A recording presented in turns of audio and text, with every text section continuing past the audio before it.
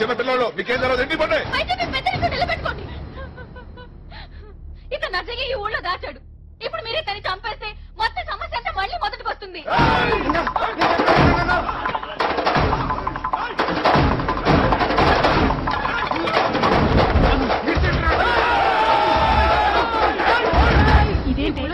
బయటపడతామన్న నమ్మకం నాకు లేదు. నాకు నమ్మకం ఉంది. అదే బాబు మనల్ని కాపాడతాడు. డోర్ మీద వాడేం కాపాడతాడు? నువ్వు నోర్మోయ్. ఇన్నాళ్ళు మనల్ని కాపాడుతున్నది ఎవరనుకున్నారు? మీ అన్నలు వాళ్ళు మేపుతున్న దున్నలు కాదు, అజయ్ బాబు.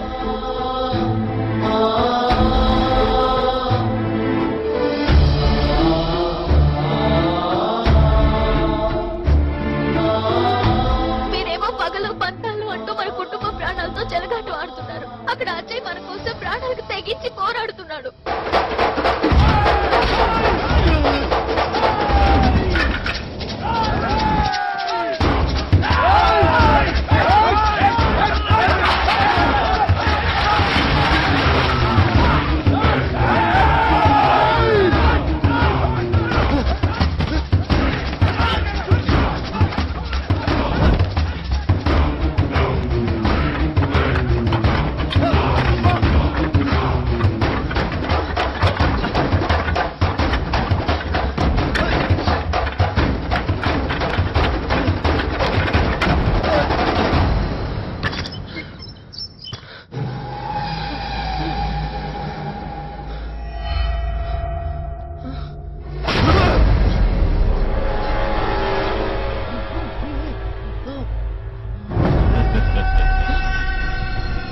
ఎంతో శ్రమించి అగ్నికి ఆజ్యం పోస్తే నువ్వు ఆ ఆజ్యం నైవేద్యంలో కలిపి భోజ్యంగా పెట్టి రామరాజ్యం చేస్తావురా?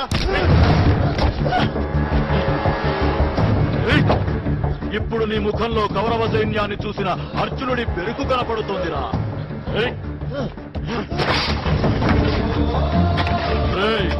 నువ్వు సూత్రధారి అనుకుంటున్నావు కదూ?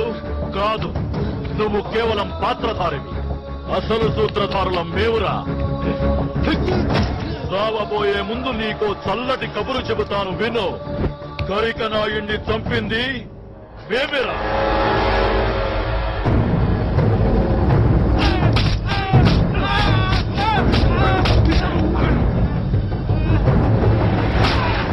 ఈ నియోజకవర్గంలో అయితే మహేంద్ర నాయుడికి సీటు, లేదంటే శేషాద్రి నాయుడికి సీటు. ఇక మూడోవాడు ఎదక్కూడదా? మాకు పార్లమెంట్ లో కూర్చోవాళ్ళుండదా? ఆస్తులు వెనకేసుకోవాళ్ళుండదా? అందుకే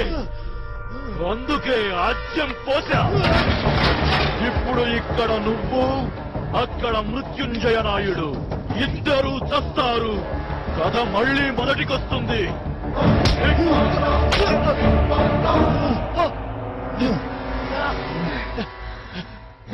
నేను మాట పడిపోయి అయిపోలేదు.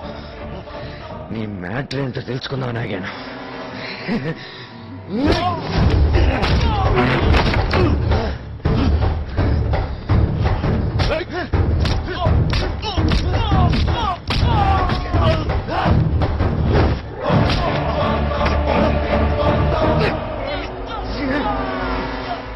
మేము అంటున్నావు. నీతో పాటు ఇంకా ఎవరున్నారు? చెప్పు. చెప్తా. పురుషోత్తమ నాయుడు ఆయనను ఎంపీని చేసి వెనక నుంచి అంతా నడిపిస్తానన్నాడు. నువ్వు శేషాద్రి నాయుడు ఇంట్లో ఉన్న సంగతి కూడా ఆయనే నాకు చెప్పాడు. నా చేత బయట పెట్టించాడు.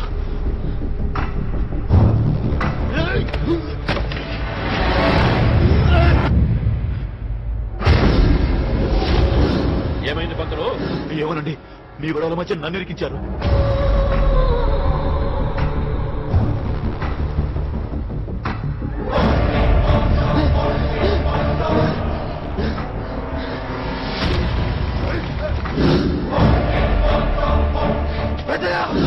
అసలు దొంగ వాడా పెద్దయ్య?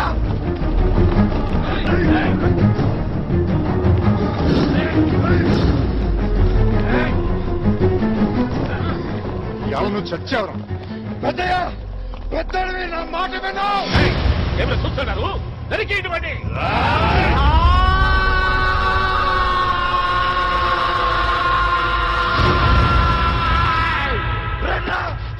చావడానికి భయపడి ఉంటే అసలు ఈ ఊర్లోకి అడుగు పెట్టి ఉండేవాడే కదరా.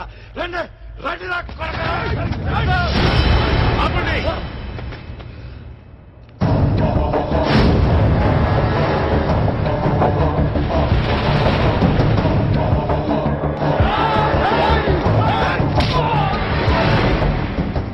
శేషాద్రి, ఇదిగో నీ కొడుకు.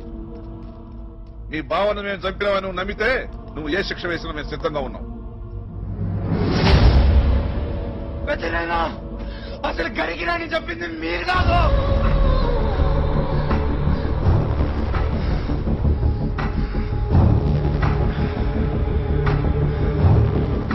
వాడు నా కొడుకు.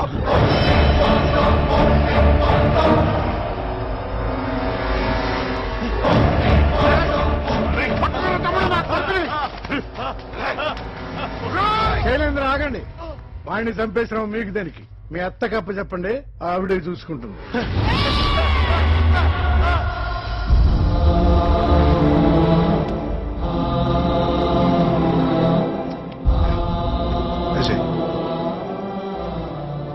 అదనన్న ఇంటికి పోతాం.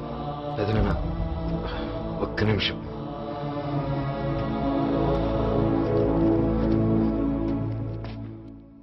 తెలుసు తాత, ఇదంతా నువ్వే చేయిస్తున్నావని నాకు తెలుసు.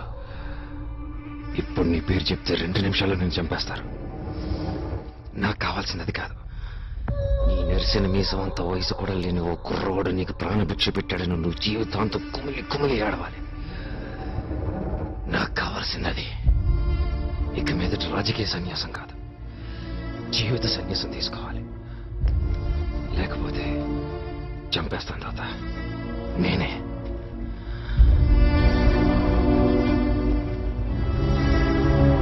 ఉంటాను గురుగారు.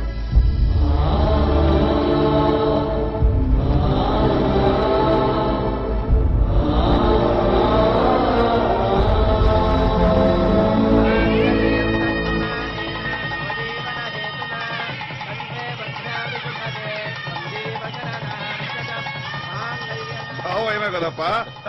నమస్కారం ఎంపీ గారు. నమస్కారం. ఎంపీ గారు పిలుపు బాగుందా? అది అజయ్ గాడి విజయ్ గాథ. మరి ఇంత చేసిన వాడు ఒక గీత విషయంలో ఎందుకు అలా చేశాడు?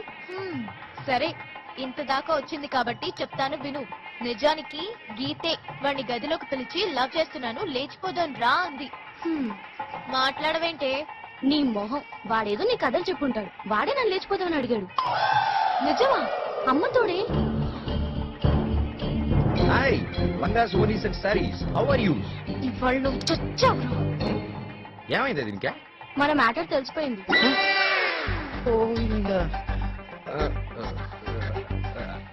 Actually I have a perfect explanation. అప్పుడు ఏదో తెలిసి తెలియని వయసు, అది కాస్త అందంగా ఉండేది. అయినా అప్పుడు నువ్వు పూర్తిగా ఫామ్లోకి రాలేదు. అంటే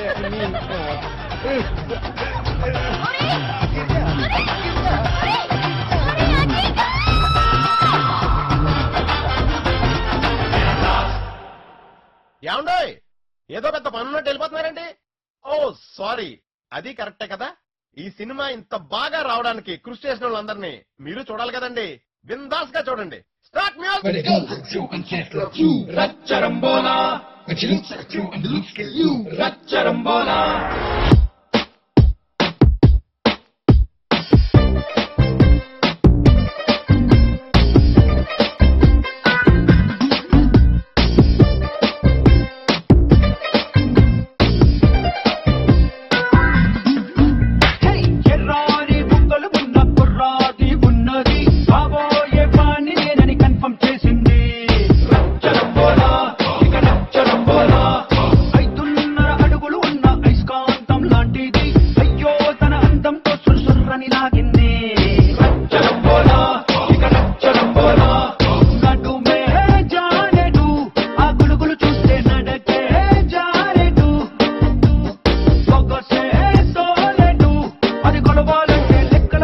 ఎక్కడ లేని చెమటే పట్టింది.